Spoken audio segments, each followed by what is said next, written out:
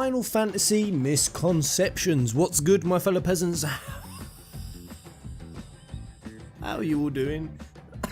So needless to say, Final Fantasy is a JRPG series with some pretty crazy, wacky and out there storylines. All in all, I think the series has done commendably well at staying pretty coherent despite the issues it tackles, and yet there are some story elements that have snuck down the hole, slipped through the old crag and left the fanbase arguing about it until the crack of dawn.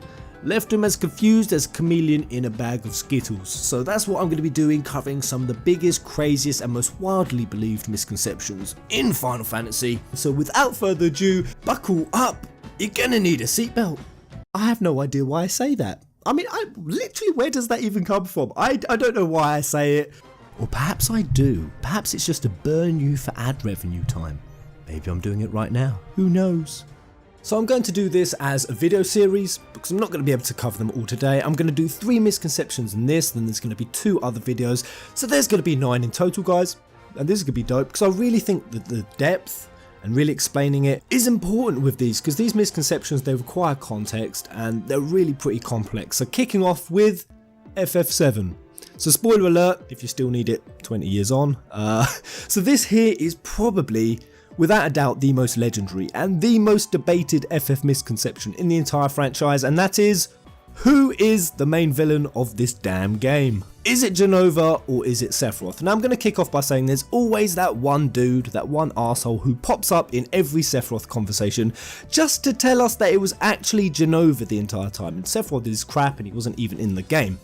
Now this will usually be followed up with accurate fans stating they have a linked consciousness, and at the end of the game, Sephiroth's will had become stronger than Jenova's. Now the fans who say that, they're quite right in saying that, because even the director said it, even Sephiroth himself says it, that his will became stronger than Jenova's, but a lot of fans will take that a bit too far to say, see, this is the proof that Sephiroth was in control the entire game and he wasn't being manipulated. But the thing is, that's not true either, and both fans, when I see this debate happening online, they usually both end up wrong. Because it's really not an either or either situation. There's a huge middle ground that a lot of people miss, because Jenova is a parasite that infects people on a cellular level, and she has the ability to take any form and even influence, or at times straight up control the person she has infected.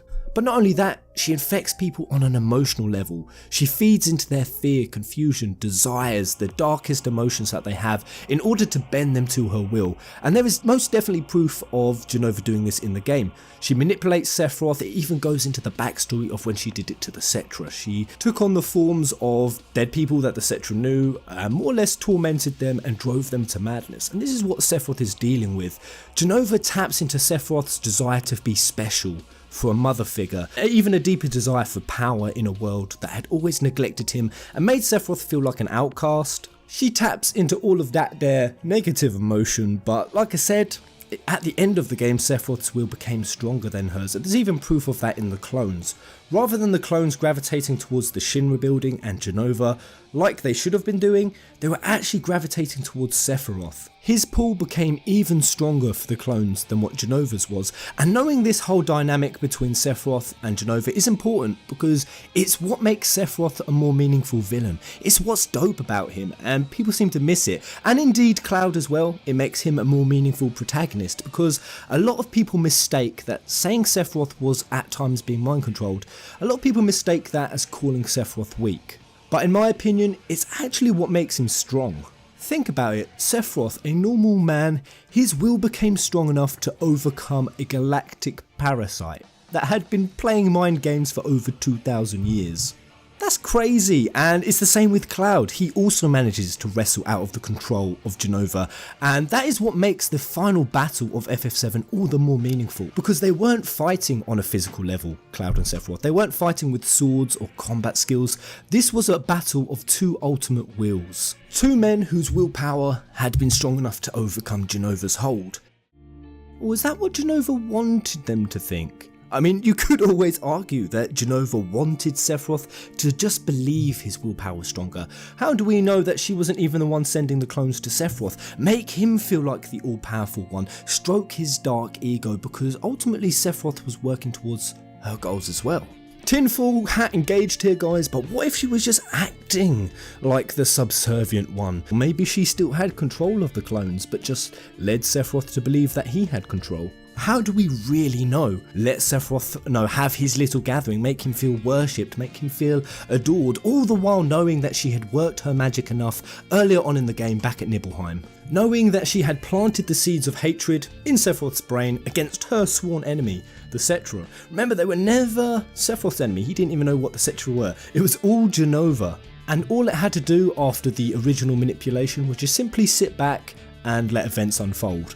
There's just no way of us knowing who was being played, who was really in control, and who was the puppet. I cannot wait to see how this dynamic of the story gets played out in the FF7 remake, because it's definitely one of the more intriguing and complex aspects of this story. There's a huge journey going on in this story from Sephiroth's point of view. He goes from the whole glass-licking adoration, "Mother, we will go to the promised land," the crazy kind of adoration that the remnants had. He goes from that to boasting that he's taken over Jenova and that his will is stronger. So that's a huge journey and that's a huge transition. And in the middle ground, which is the game, we really don't know who was more in control at times. And I really think that's what attributes to Sephiroth having a very sporadic character at times in the game. Does anyone notice how at the start of the game Sephiroth has no idea who Cloud is and he acts very differently? He has this whole kind of galactic squid vibe about him.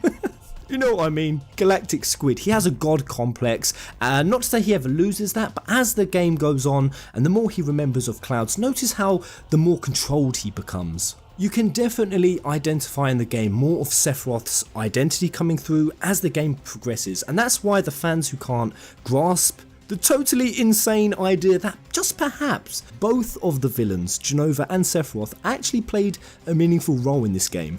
There are so many fans who seem absolutely hell-bent on making it one or the other. You know, one has to be in control and the other one was just a totally useless bitch being dominated by the other. I've seen it on both sides. I've seen it on Sephiroth and Jenova's side. And the irony is that both groups of fans, both sets, they're inadvertently undermining a pretty awesome and complex angle of the story. And they're missing that something that really makes the game special. FF7 Remake Hype Train, all aboard.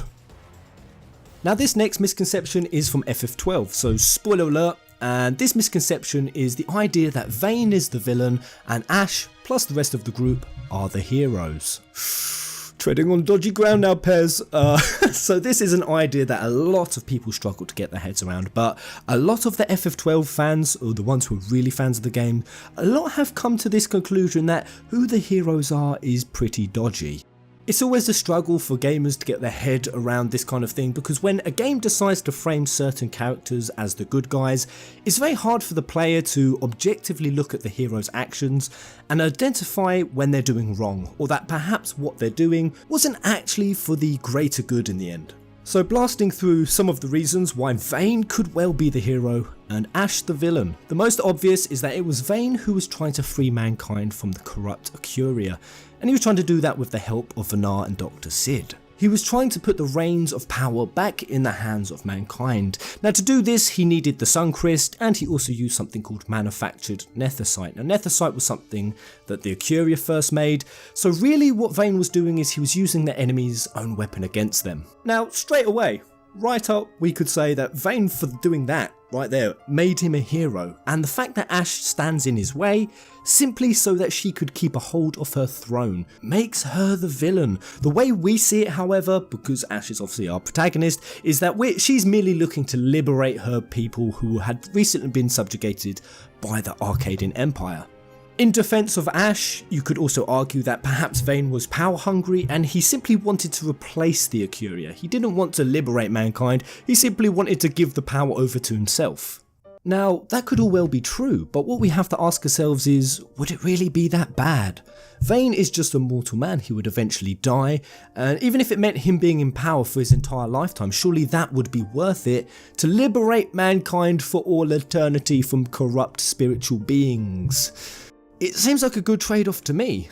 Even if he was the nastiest, bloodthirstiest dictator of all time, at least mankind would be free. But that's the thing, there's no proof to even show that that's how Vayne would be. In fact, it's quite the opposite. When the Arcadian Empire subjugated Rabanastre, Vayne showed all the signs of being respectful to the people. In fact, he went up, he spoke, he explained why they invaded, he explained the situation, and by the end of it, considering this guy had just conquered their city, the people of Rabanastre actually applauded him.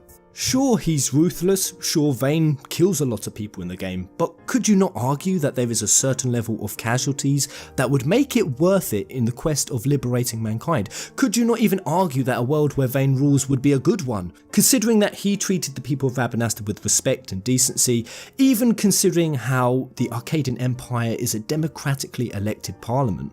Although I say democratically, we don't actually know that, but it's an elected parliament, whereas the areas of now Bradia and Rabanastre, they have dynastic monarchies. So there have been arguments on the internet that Vayne is actually a liberator and that he's liberated these regions from what's more or less theocracies and given the people a chance to vote for their leader. Now, to be clear, I'm not outright saying that that is the case. Monarchy does not always equal evil, and elected parliament does not always equal good, because we really don't know the dynamics behind their voting system. For all we know, Arcadia's elected parliament, it could be corrupt, they could have corruption in it, it could be like the United States. Whoo! Too soon? That might be a bit too soon. Actually, no, I'm sticking by that. Come on, America, you know you've got corruption in politics, you know you've got money in politics, and for all in case and purposes, Arcadia could be the same. How do we know it's not the nobles who are influencing the voting, or even only the nobles can vote? So really, there's so much we don't know, and there's so much extra context we need to be able to make any kind of informed decision on who the good guy or the bad guy is. But just looking at FF12, and at the start of the game, Ashe, she opposes Vayne for pretty much no reason but to grab back her throne, and in the process she is aiding the Ecuria. Now, she might not know that she is, but it doesn't take away from the fact that she is, and while she's doing it, she's also relying on the aid of sky pirates and street thieves to help her. Literally common criminals. So now again, this is like Pirates of the Caribbean. They've made the pirates look like the heroes, but they're really not. Balthier, he is a thief. So you kind of have to take off the glamorous veil and really look at Ashe and who she's consorting with just to stay in power. Not only that, she's more or less using demons as well, because that's actually what the Espers are described as. They're cursed by the gods for their hubris, and they're more or less like fallen angels. So Ashe is using thieves and demons simply to grab onto a throne. Now, thankfully, as the game progresses, Ashe steers away from the path of revenge, away from the path of just thinking about her personal desires, and that's what's significant in the game. Instead, she decides that her people were more important. So important, in fact, that she was even willing to lay down her life to destroy the Sun Christ. Fortunately, Redis, the absolute legend, he sacrificed himself so that Ashe didn't have to, but we can't forget that she only just about managed to make the decision. She was almost close to following the path of her own desires. And when we look at Vayne, how was he supposed to know what Ashe would do? What clear sign did Ashe or the Rabanastre royal family ever give to him to entrust the liberty of mankind in their hands? They gave him none. There was no way that Vayne could know that Ashe would be like another King Wraithwall, and King Wraithwall was the king who was actually the decent one, who brought about 400 years of peace and liberty, but Vayne didn't know that. So this is the thing, depending on what side of the fence you are sat on in this game, you could either see Ashe or Vayne as being the villain. The most likely option is that this is another one of those nothing is either good or bad, only thinking makes it so situations, and I think that's what is really reflected in the characters of Barsh and Gabranth. Twins stationed on both sides of the conflict, and that's why I think it is a huge misconception that Ashe, Vayne, Balthier and the rest of the crew, they're just inherently the good guys. I think it's a misconception, and there's even something in the fact that most of the story is narrated by Ondor, who just happens to be Ashe's uncle, and isn't there a saying that history is always written by the victor? So for all of you who saw the thumbnail coming to this video, you know the next misconception is for FF13. Let's dive straight into it because I love this game. Now, this might not be a misconception per se, it might be more general unawareness, but it's about the l'Cie branding. I don't think most people know exactly what happens, and while I can't explain it all because we'll literally be here another 45 damn minutes, I don't think it's widely known that when a person gets branded, they are actually metaphysically teleported to a rift between worlds. Then while they're in this rift, that their Fal'cie gives them their tattoo and also gives them their focus. And that's pretty hilarious because that means that FF13 literally is a story with an interdimensional tattoo parlor. But as for who the actual tattoo artist is, so for the FF13 group, this is where it kind of gets interesting. We don't know if it's Anima, because Anima was the one who confronts the group. It states that Anima is the one who gives the l'Cie branding, but that they are then teleported to Pulse himself, and he implants eidolons onto their body. And the reason that is so crazy is because it states in the lore that Lindsay and Pulse had left humanity long ago. They'd completely deserted even the realm of their existence. It's implied that Lindsay, who's the other god in this story, that she completely goes off to the Type 0 universe and becomes sort of more involved in an experiment over there. Whereas Pulse, supposedly he goes onto a plane of the Historia Crux, and that's kind of this plane beyond even Valhalla, beyond the mortal world. So when you think about it, that's where the FF13 crew had to have gone to get their branding. Damn, I found that pretty interesting when I found that out, and that's why I want to talk about the two gods. So I keep talking about Lindsay and Pulse, and it's kind of a thing in the game. There's two kinds of Fal'cie, and this often is a misconception on which is which. So you've got the Pulse kind, which is named after Pulse himself, and you've also got the Sanctum kind. The Sanctum Fal'cie, they're the ones who guard over Cocoon. Cocoon being this artificially created mini-world thing that just floats up there within the atmosphere. It's all explained as to why, but it is within the atmosphere of Pulse. Still, so many people think it's a totally different planet. One theory goes on to state that, including the lowest hierarchy ones, the total number of Sanctum Fal'cie exceeds 8 million. Yep, I still haven't wrapped my head around that one either.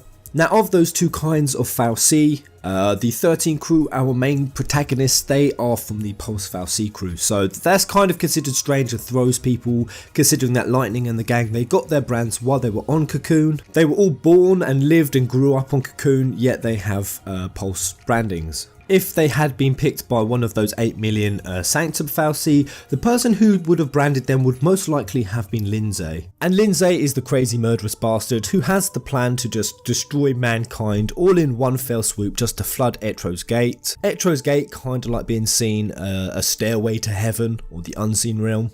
The place that Benevelza set the three gods a task to find him while he went off for a nap.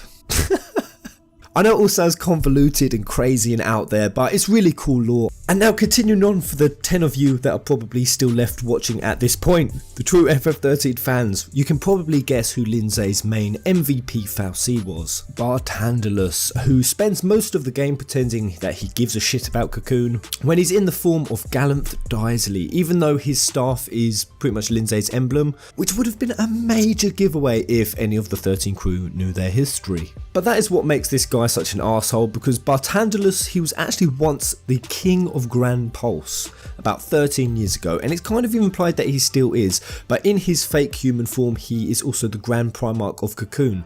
So he's essentially the leader of both places. And he's a Fal'cie of both places. That's why he couldn't do them harm. He's programmed not to be able to hurt either Pulse or Cocoon, and that's why he had to have l'Cie do it for him. His owl is also a Rurk called Minerva. I'm kind of just throwing facts at you now, guys. Also, if you can hear it, kind of forgive the cold. Kind of sound like Noddy. But continuing on, the other figures that are trapped in this similar kind of programming nightmare is Orphan. And Orphan is kind of one of the same because Orphan powers the source of another Fal'cie called Eden. And all of these are Sanctum Fal'cie that are essentially cooking up a giant human soul bomb to drop on Etro's Gate like a drone strike and hope it opens it up. But it's a bomb that they themselves can't detonate because their parent gods, Lindsay and Pulse, said they can't. Even though the entire reason they want to do it is to bring their parent gods back because they left, which makes the name Orphan all the more ironic. But long story short, rounding this video out, the third and weakest god that Benevelza made, that was Etro. She loved humanity and she intervenes, aiding Fang and Vanille in the miracle that they performed by crystallizing them. I don't think most people know that Etro stepped in during that scene at the end of 13. She stepped in, she helped save mankind. Another thing she does, which I don't think most people are aware of, is she creates a sneaky failsafe against this entire Lindsay plan to kill everyone and flood the gate. With the powers that Etro has, which she gets passed down to her from Wynne being Bunavel's mother who he kills, she then passes down the powers of being the goddess of the unseen realm down to Etro, also she'll then pass them down to Lightning later on, but getting back to Etro. Etro creates a sneaky failsafe by placing a little bit of the unseen realm in the form of chaos into mankind. That little bit of chaos right there would later on be known by mankind as the heart. And this bit of FF13 is pretty deep because it toyed with the entire concept of heaven and hell, because that meant that if Lindsay got her way, if she destroyed all of mankind in one go, what would happen is not all the souls would rush to Etro's gate. Some of those souls would also go to the unseen realm. The load would be shared between both worlds until the unseen realm overloaded first, and then everything would collapse and dissolve into nothing. Take that, Lindsay, you bitch. And to this day, we don't know if Lindsay is even aware of this failsafe or if he's trying to find ways to work around it, but that's kind of why I wanted to do this video. Everything in 13, the 13 trilogy, Fabula, Nova, Crystallis, even the entire plot of Type 0, all of these games, 4 pretty big FF titles, have all revolved around this Lindsay's plan, and yet we've never met this god. This huge overarching mastermind villain who even turns on Bunavel's himself. Does no one else find it strange that we've got 4 titles where we have never once seen the real villain? That showdown with Lindsay is so overdue, and I'm going to discuss in another video probably why I'm 99% convinced that Type Next, when it happens, will be the place where at long last we face one of the biggest unseen villains the franchise has never met. So there it is, guys. Hope you enjoyed Misconceptions Part 1.